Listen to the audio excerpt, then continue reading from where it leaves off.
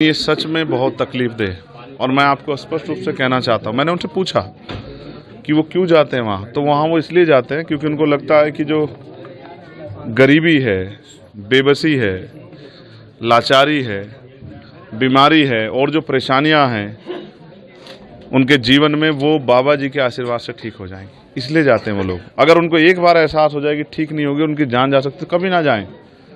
मैंने उनको आज कहा है कि वो समझें, पढ़े लिखे लोगों को समझना पड़ेगा कि बाबा के पास जाने से नहीं, बाबा साहब अम्बेडकर के विचारों पे चलने से ज़िंदगी में बदलाव होगा। और इस घर में आके मुझे एहसास हुआ कि ऐसा नहीं कि ये लोग आगे बढ़ने का प्रयास नहीं कर रहे हैं, इस गरीबी बेबसी की बेड़ियों काटने का प्रयास नहीं कर रहे हैं। ये बच्ची है हमारी छोटी बहन, तैयारी कर रही है, ये मेरा छोटा भाई तैयारी कर रहा है, लेकिन इन्होंने पुलिस की भर्ती का पेपर भी दिया था, लेकिन वो पेपर ही लीक हो गया और उसके बाद चुनाव हुआ। अब तक सुध नहीं ली मुख्यमंत्री जी ने कि भाई वो पेपर दोबारा करा दें तो बहुत सारे गरीबों के बच्चों को रोजगार मिल जाए। ये पढ़े लिखे नौजवान मेहनत कर रहे हैं, प्रयास कर रहे हैं कि इनको रोजगार मिल जाए, लेकिन कोई भर्ती नहीं आ रही है और जो भर्ती आती है उसमें घोटाले हो जाते हैं 69 शिक्षक भर्ती की तरह, या पेपर लीक हो जाता है। तो ये क्या करें, गरीब गरीब बना हुआ है, अमीर अमीर हो रहा है। देश में जो हो रहा है वो किसी छिपावा नहीं। अब आपकी तरफ से क्या आश्वासन है? मैंने उनको विश्वास दिलाया कि जो अभी सत्ता में जो बैठे लोग हैं उनको ये सोचना चाहिए कि 2 लाख 4 लाख रुपए में नहीं होता। इस परिवार जहाँ मैं बैठा हूँ, इसकी 5 बेटियाँ हैं और उसकी जिम्मेदारी और 5-6 बहनों की है।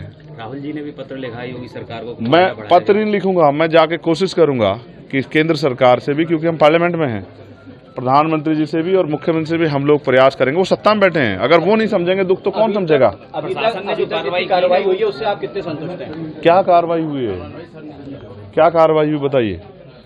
सबसे पहले तो सबसे ज़्यादा जिम्मेदारी ये है कि जो परिवार टूट गए हैं उन परिवारों को पैरों पे खड़ा किया जाए। इसके लिए सबसे पहले उनको जो है ना, एक उचित मुआवजे की व्यवस्था होनी चाहिए थी।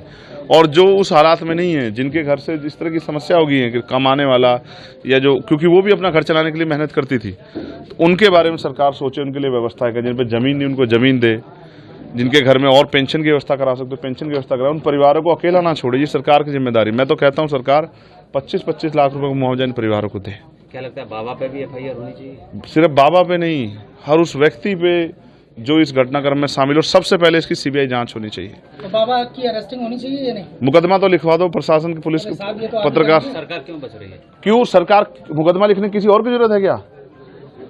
बताओ ना। सबका साथ सबका विकास की बात करने वाली इतनी बड़ी घटना पे चुप्पी सरकार की, क्या समझ आता है? अपोजिशन पार्टियां भी कहीं ना कहीं बाबा के नाम लेने से बच रही हैं। नहीं, हमें किससे बचने की जरूरत नहीं है। मैं ये कह रहा हूँ कि जांच हो, जो दोषी हो उस पर सख्त कार्रवाई हो, और अगर भविष्य में कोई भी ऐसा हो, किसी भी धर्म का हो, तो शासन प्रशासन आंख बंद करके घरों कमरे अपने दफ्तरों में ना बैठे। क्या ये इंटेलिजेंस का फेलियर नहीं है? क्या ये LIU का फेलियर नहीं है?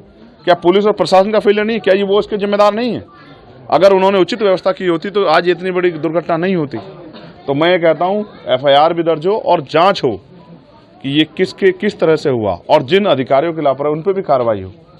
क्योंकि अगर आयोजनों में, इस तरह के आयोजनों में लापरवाही बढ़ती जाएंगी तो फिर इसका खामियाजा ऐसे ही मौत के तांडव के साथ जनता को भुगतना पड़े। सांसद जी, इसकी न्यायिक आयोग जांच कर रहा है, आप सभी परिवारों से मिलने, पीड़ित परिवारों से, क्या आप भी पक्ष रखेंगे इनका मजबूती से? बिल्कुल रखूंगा। मैं तो पार्लियामेंट में इस विषय को उठाने वाला हूँ कि 120 लोगों की जान अहमियत रखती है। और जिन अस्पतालों में आप गए, मुख्यमंत्री जी बहुत वादे करते हैं, तो बताओ अस्पतालों का सच ये है नहीं कि अस्पतालों में ताले लगे हुए थे और नहीं थी कोई डॉक्टर, ना कोई व्यवस्था, ना कोई दवाई? ये सच है या नहीं है? इसको भी स्वीकार करने की हिम्मत जुटाए मुख्यमंत्री। या बस पीठ थपथपा के काम चल जाएगा, केंद्र स्टेट की पीठ थपथपा, स्टेट केंद्र के बारे में वाहवाही कर देगा? सच बताओ कि अच्छे अस्पताल नहीं है, अच्छे इलाज की व्यवस्था नहीं है, प्रशासन एडमिनिस्ट्रेशन का और पुलिस का फेलियर है, और सरकार जिम्मेदारी ले और 25-25 लाख रुपए मुआवजे की व्यवस्था इन परिवारों के लिए करें। और जो बच्चे बेरोजगार घूम रहे हैं उनके लिए भी रोजगार की व्यवस्था करें। ऐसा भी मुख्यमंत्री को सोचना चाहिए।